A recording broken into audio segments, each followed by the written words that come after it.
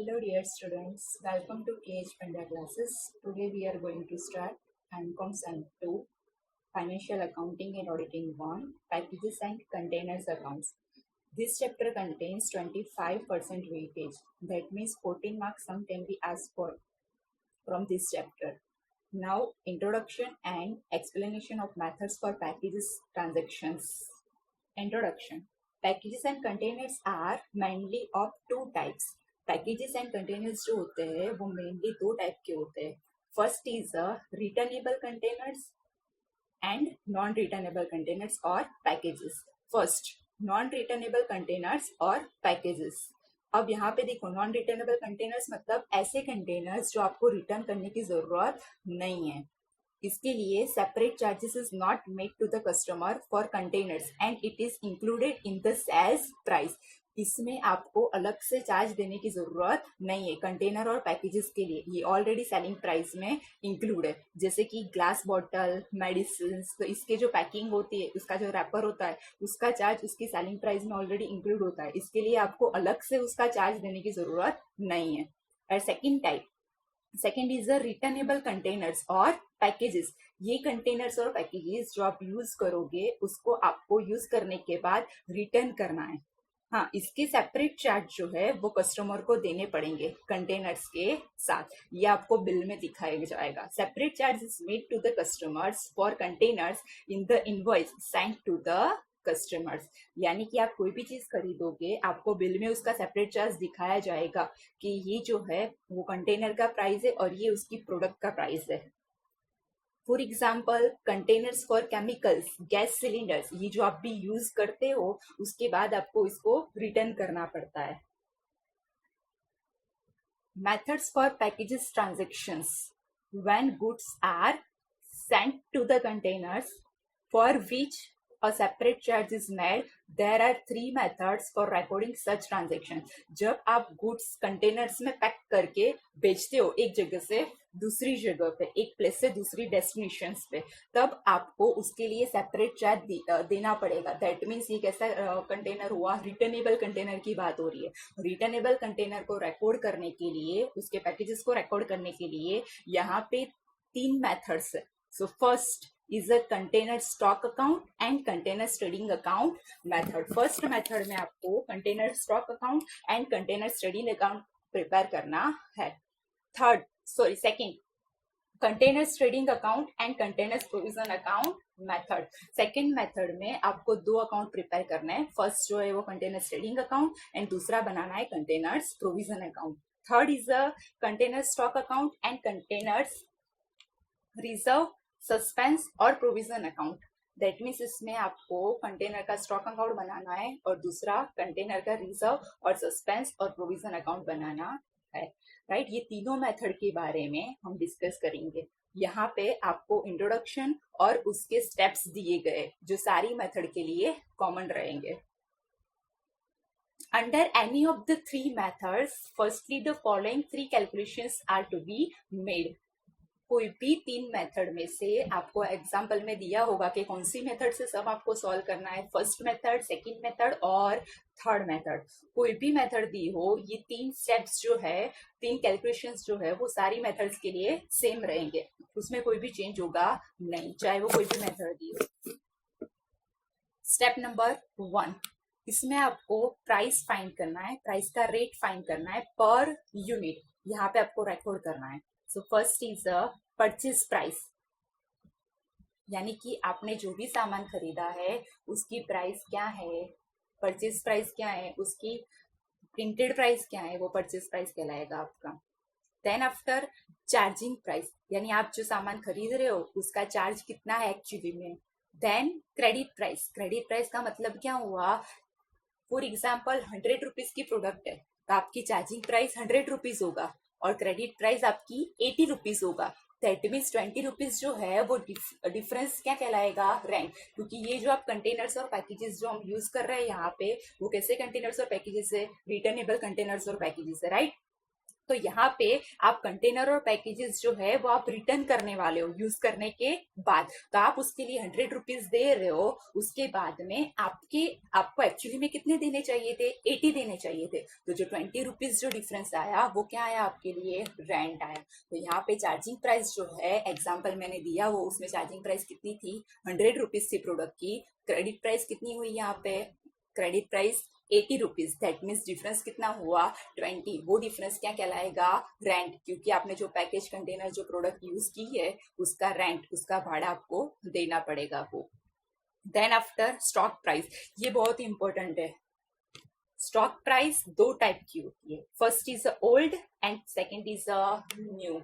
यहाँ पे ओल्ड और न्यू बाइफरकेट करना है आपको, अगर दिया गया है तो ओल्ड स्टॉक और न्यू स्टॉक के लिए, वो एग्जाम्पल पे डिपेंड रहेगा। तो स्टेप नंबर 1, 4 पॉइंट्स याद रखने आपको। First is a purchase price, second is a charging price, third is a credit price and four is a stock price. और इसका जो डिफरेंस है वो क्या कहलाएगा, rent. Okay, now step number 2, calculation. Stock with the firm. अब यहाँ पे दो टाइप के स्टॉक होंगे, एक फर्म के पास स्टॉक होगा और एक कस्टमर के पास। तो यहाँ पे हमने दो मेथड अप्लाई किए, स्टॉक विद द फर्म तो 3 is equal to 4 equation method, and stock with the customer दिया हो तो 2 is equal to 3 equation method. यहाँ पे ये चैप्टर पैकेजेस एंड कंटेनर और हायर परचेज, वो दोनों ऑलमोस्ट सिमिलर चैप्टर्स है। सो एकदम केयरफुली इस पे ध्यान रखना कि दोनों मिक्स ना हो जाए। ओके, तो यहाँ पे स्टॉक विद द फर्म आपको कैलकुलेट करना है, then after stock with the customer. Stock with the firm start करते हैं, तो इसका इक्वेशन क्या है, 3 इज इक्वल टू 4। तो लेफ्ट हैंड साइड आएगी 3 items and right hand side आएगी 4 आइटम्स। तो स्टार्ट करते हैं लेफ्ट हैंड साइड से। First is a opening stock. हमने जब बिजनेस स्टार्ट किया तब हमारे पास कितना स्टॉक था, this is called opening stock. Plus purchase, आपने न्यू कितना स्टॉक खरीदा during the year, plus return by the customers, customer से कितने स्टॉक आपको रिटर्न किए, कितने प्रोडक्ट रिटर्न किए आपको। देन राइट हैंड साइड पे आ जाते हैं, तो 4, 1 2 3 and 4 items will be recorded here. तो first is send to the customer, आपने कितना सामान कस्टमर्स को भेजा, प्लस डिस्ट्रॉयड, उसमें से कितना डिस्ट्रॉयड हो गया, प्लस स्क्रैप, स्क्रैप यानी कि वेस्टेज, कितना सामान वेस्टेज गया, and last at last is a closing stock, यानी कि एट लास्ट ईयर एंडिंग पे आपके पास कितना स्टॉक बचा है वो। ऑल राइट, तो अब यहाँ पे देखो ध्यान से, लेफ्ट साइड पे ओपनिंग स्टॉक, ये ट्रेडिंग अकाउंट वाली मेथड है, ओपनिंग स्टॉक प्लस परचेज, यानी कि goods comes in, what ever comes in debited, what ever goes out credited, return by the customer. अब कस्टमर रिटर्न करेंगे तो फर्म के पास तो सामान आएगा ना, उसकी दूसरी एंट्री देखो, स्टॉक विद द कस्टमर में राइट हैंड साइड पे, राइट। अब यहाँ पे देखो राइट साइड पे, स्टैंड टू द कस्टमर, यानी कि गुड्स गोज आउट हुआ फर्म के लिए, destroyed, goods goes out, then scrap, wastage, ये भी गोज आउट हुआ वन टाइप का, then closing stock, opening stock is recorded left hand side and closing stock is recorded right hand side.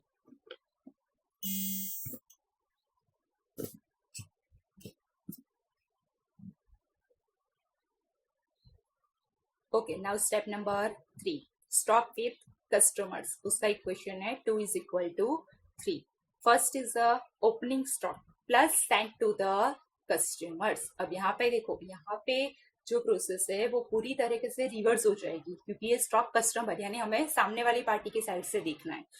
अब यहाँ पे देखो, लेफ्ट साइड पे opening stock, customer के पास कितना स्टॉक है, देन सेंट, उसको कितना स्टॉक भेजा गया है, तो कस्टमर के लिए कम्स इन होगा, राइट, हमारे लिए गोज आउट होगा, हम फॉर्म है, सामने वाली पार्टी के लिए कम्स इन होगा, तो लेफ्ट हैंड साइड।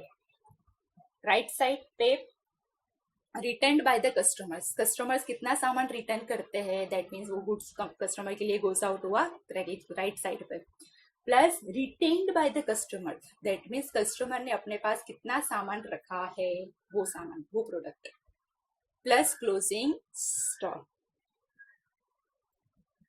देन अब 3 मेथड्स हमने डिस्कस की थी पहले, फर्स्ट क्या थी, container stock account and containers trading account method. So first method से स्टार्ट करते हैं, टर्न बाय टर्न आपको हर एक वीडियो में हर एक मेथड के बारे में इंट्रोडक्शन मिल जाएगा और उसके examples. So let us start with the first method, container stock account and containers trading account method. So under this method, container stock account is prepared to find out the amount of depreciation.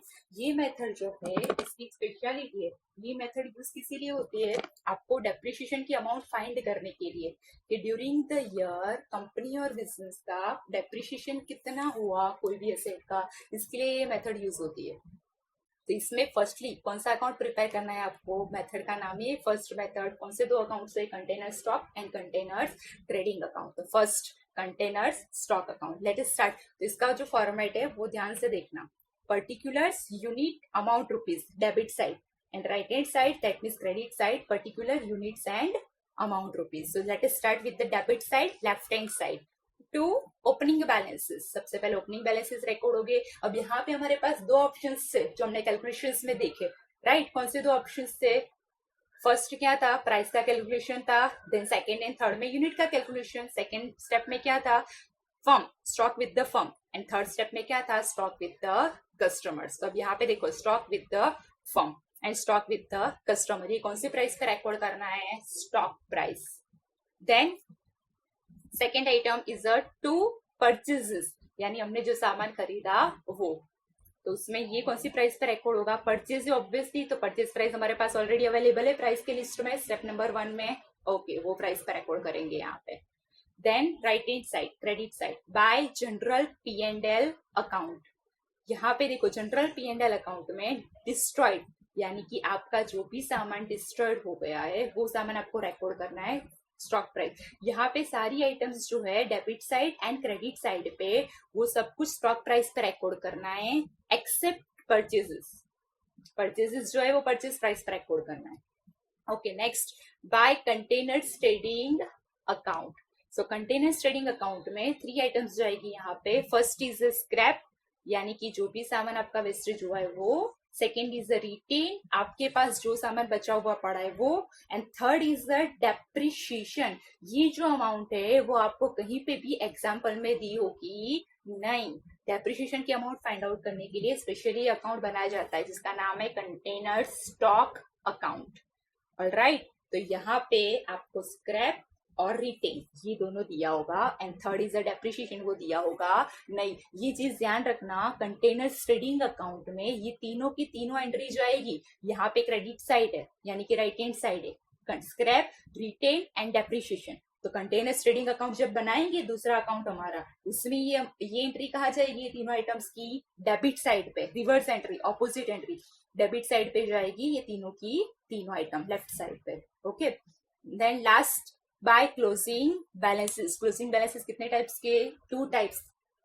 Again stock with the firm and stock with the customers. At last containers trading account. अब यहाँ पे देखो containers trading account format as usual same.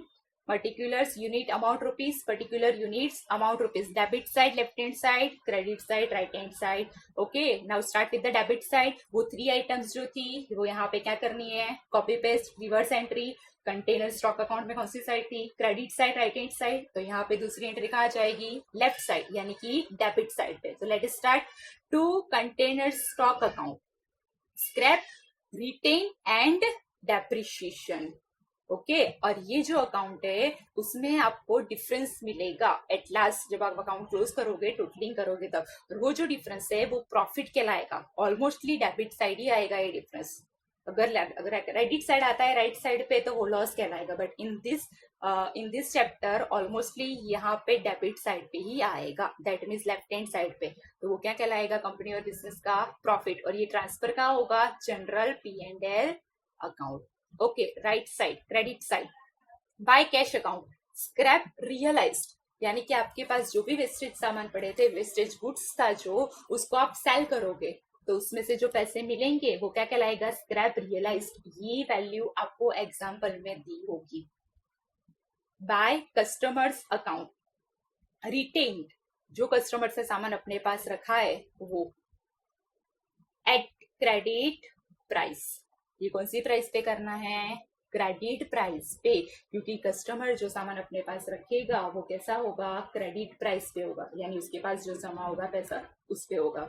Bye customers account, rent, rent यानी sent into rent, customer को जितना सामान भेजा गया था उसके यूनिट्स लेने हैं, मल्टीप्लाई बाय रेंट यानी कि डिफरेंस, किसका डिफरेंस आया था फर्स्ट स्टेप में, charging price and credit price. 100 rupees की प्रोडक्ट थी, चार्जिंग प्राइस राइट, और उसकी क्रेडिट प्राइस कितने जमा हुए थे 80 रुपीज, दैट मीन्स 20 रुपीज जो डिफरेंस आया वो आपके कंटेनर्स पैकेजेस यूज करने का रेंट था राइट। तो यहाँ पे क्या लेना है, सेंट इनटू रेंट। तो क्रेडिट प्राइस 2 बार यहाँ पे रिकॉर्ड करने हैं गुड्स, कस्टमर्स अकाउंट रिटेन, ये खाली कौन सी प्राइस पे लेना है, क्रेडिट प्राइस, क्योंकि कस्टमर अपने अकाउंट में कौन सी प्राइस पे लिखेंगे, क्रेडिट प्राइस, उसके अकाउंट में जितना सामान जमा हुआ है उसकी प्राइस पे, उसने जितना रखा है उसकी प्राइस पे।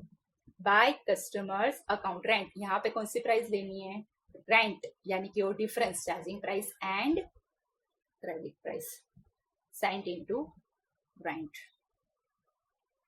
Thank you for watching. Please like, share and subscribe this video if you like it.